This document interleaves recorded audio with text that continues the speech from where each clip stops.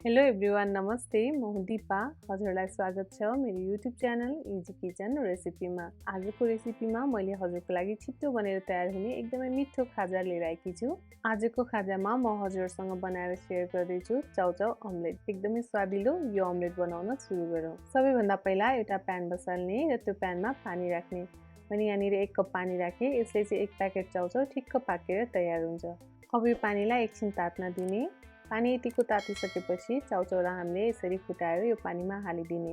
मैले चाहिँ यहाँ वाइवाईको चिकन फ्लेभर लिएको छु। हजुरले आफूलाई मनपर्ने कुनै पनि फ्लेभरको चाउचाउ लिएर यो बनाउन सक्नुहुन्छ। अब चाउचाउलाई हामीले राम्रोसँग पाक्न दिने। आगोको हिटलाई मिडियममा राखिदिने।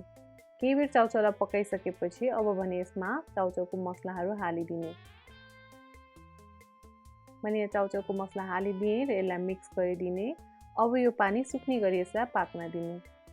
मसलासँग केही बेर पकाएपछि चाउचाउ यहाँ पाकिसक्यो र पानी सुकिसक्यो। यसलाई सेलाउन दिउँ। यो सेलाउँदै गर्दा यसलाई चाहिने अरू सामग्री तयार गर्ने, जसको लागि मैले यहाँ लिएँ एउटा कचौरा र यो कचौरामा अब राख्दैछु मैले 2टा फुटाएको अन्डा। मैले चाहिँ यहाँ 1 प्याकेट चाउचाउको लागि 2टा अन्डा लिएकी छु। हजुरले चाउचाउको क्वान्टिटी बढाउनु भयो भने अन्डाको क्वान्टिटी पनि बढाउनु होला।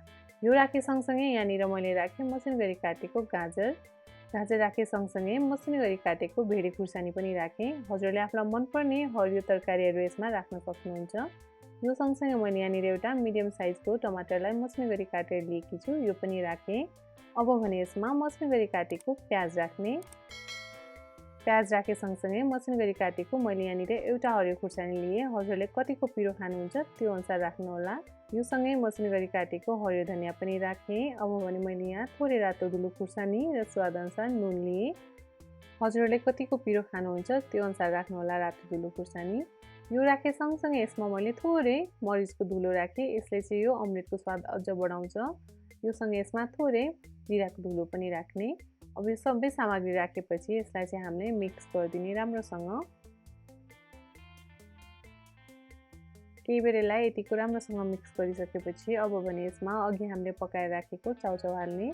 चाउचाउ चाहिँ यतिखेरसम्म राम्रोसँग सेलाइसकेको छ। अब भने यसमा म त्यो चाउचाउलाई हाल्दैछु। सबै चाउचाउ हालिसकेपछि यसलाई फेरि हामीले राम्रोसँग मिक्स गरिदिनुपर्छ।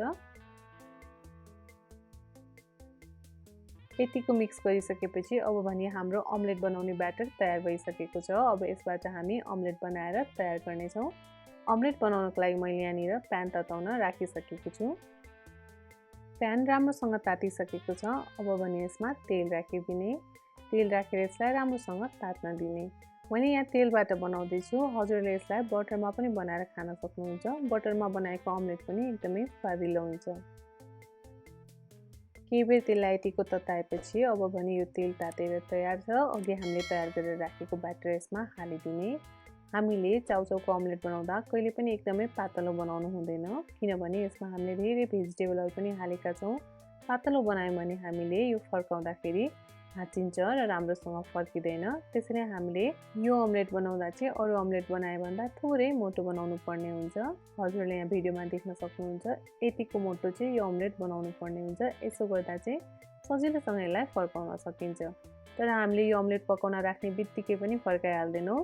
अब मिडियम टु लो हिटमा राखेर 2 मिनट एक साइडबाट राम्रोसँग पाक्न दिन्छौँ। 2 मिनट जति एक साइडबाट राम्रोसँग पकाएपछि मात्र यसलाई अर्को साइड फर्काउनु पर्ने हुन्छ। एक साइडबाट यसलाई 2 मिनट जति पकाएपछि अर्को साइड फर्काउँदैछु मैले।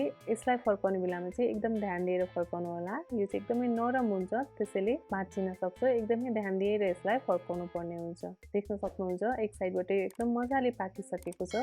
अब अर्को साइडबाट पनि यसलाई हामीले 2-3 मिनट राम्रोसँग पाक्न दिने मिडियम टु लो हिटमा। यसरी पकाउँदा चाहिँ यो भित्रसम्म राम्रो भएर पाकेको हुन्छ। केही बेर यतिको पकाएपछि अब भने हाम्रो यो अमलेट बनेर तयार भइसकेको छ। यसलाई तातो सर्भ गर्नु होला। एकदमै मिठो बन्छ र छिट्टो पनि बन्छ।